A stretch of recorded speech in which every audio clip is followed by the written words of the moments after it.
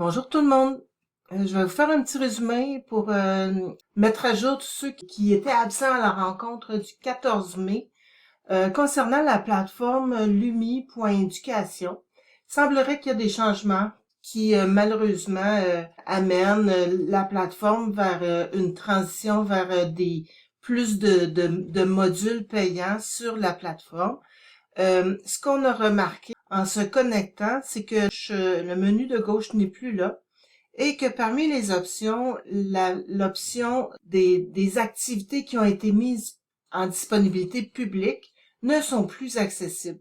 Ce qui fait que on peut continuer à créer sans aucun problème, sauf que pour que chacun puisse créer et améliorer les créations les uns des autres, ben, il y a des petits détails qui seraient importants de se rappeler. Donc, quand on va créer du nouveau contenu, on choisit vidéo interactive pour l'exemple, avec un titre, et on fait notre vidéo interactive, mais quand c'est rendu le moment de déployer du contenu, il faut d'abord l'enregistrer, sauvegarder, et lorsque c'est le moment de déployer du contenu, dans le menu ici, dans la section afficher, il serait important de activer le bouton qui concerne la réutilisation, de façon à ce qu'on puisse télécharger votre activité pour pouvoir la faire sienne, puis l'améliorer. Donc, moi, ce que je fais comme bonne pratique, je propose d'activer tous ces boutons-là pour maximiser le partage.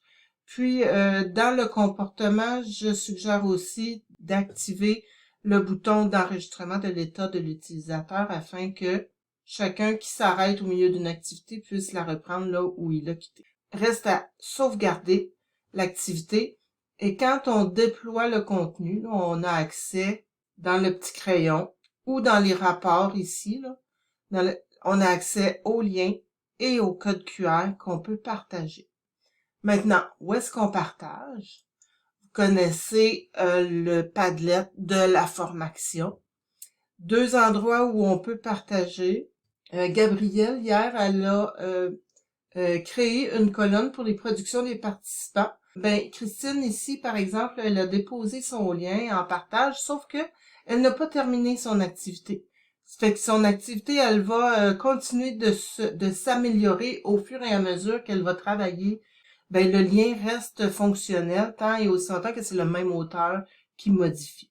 Dans notre document de partage, dans la section Autres, on a un document collaboratif dans lequel on avait commencé des questions et ce que je vous suggère, c'est d'aller déposer dans les créations H5P le lien et le code QR, sans oublier peut-être d'écrire le nom de l'auteur et on attend le lien de la création de René et Patrick, mais vous pouvez ajouter des activités ici avec vos liens de partage, le code QR aussi.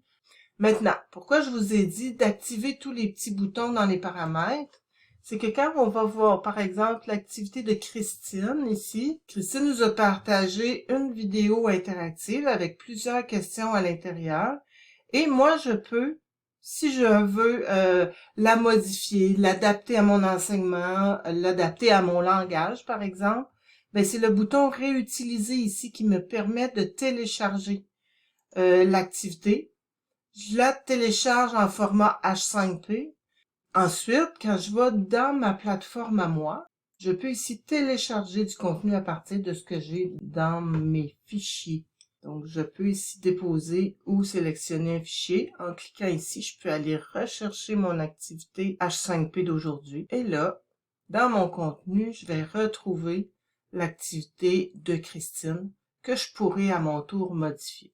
On ne peut pas collaborer sur une même activité. On peut seulement se l'approprier et l'améliorer. Donc, si on travaille en équipe, ben, il faut toujours s'assurer qu'on travaille sur la dernière version améliorée. Vous allez voir dans mon tableau de bord, dans mon contenu, que l'activité de Christine est ajoutée.